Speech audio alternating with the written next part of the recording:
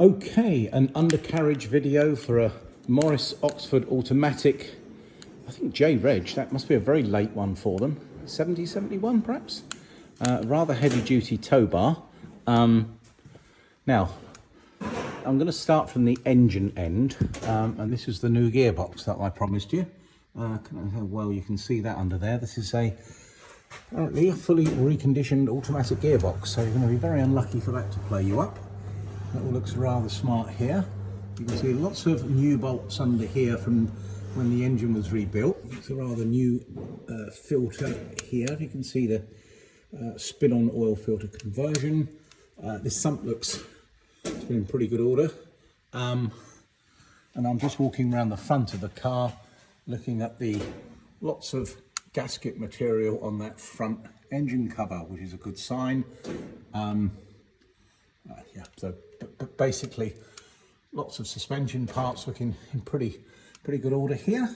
Bit of surface corrosion on the springs, which I think you would expect.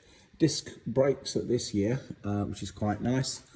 And there you can see some new wiring on the inhibitor switch for the automatic gearbox. But the fact that has got a rebuilt engine and an automatic gearbox, and actually I'm now looking at the undercarriage of the car.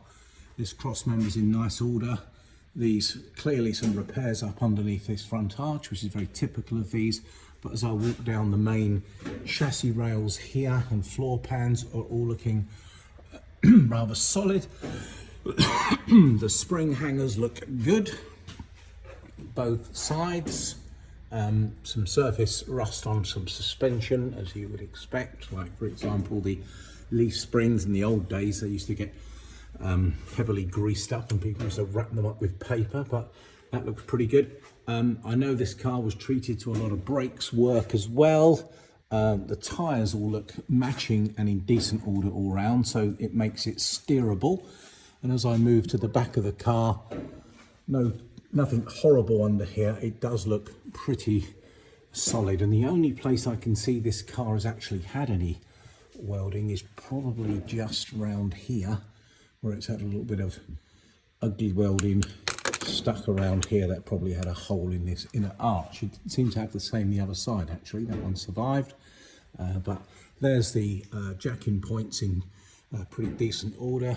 And as I run through the car, if I'm honest with you, this is the second time I've looked under this car. And the first time I was quite impressed how solid the old girl was, which is in line from what the old boy who used to own her told me. But for one of these, that's rather good. And while I've got her up on the ramp, it gives you an opportunity to look at the low level. And whereas this is no show model, that's all quite respectable. And that's just these front wings. The bottom of those doors are looking pretty good. A little bit grizzly, but nothing awful on those rear sills. It is a contender to get repainted, to be fair, if you did want to take it to the next level. But my suggestion on seeing how you get along with it first, I think is pretty wise. And I'm just going down the other side of the car.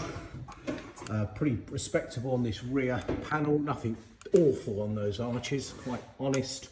The sills look quite honest. And that's these are the covers for the jack-in point, but as you can see, there's no holes here. It's just a bit of surface corrosion. Bottoms of the doors look pretty good.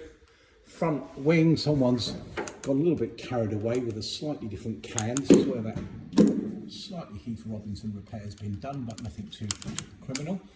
It's nice that it's got its original wheel embellishers, and it's nice that it's got a matching set of 165 tyres, which I assume were all fitted at the same time. Front wing looks very respectable. Excuse me, going around the front of the car, and there we are, lots of chrome. There is a front valance, which is nice, and you can probably see through there some of the engine work. A little bit of a twist in the grille that can be sorted out, but rather nice front end here. Nothing too horrific bodywork wise. She's quite a solid old girl for one of these actually. And I'm rather delighted you're saving it from the Banger Boys.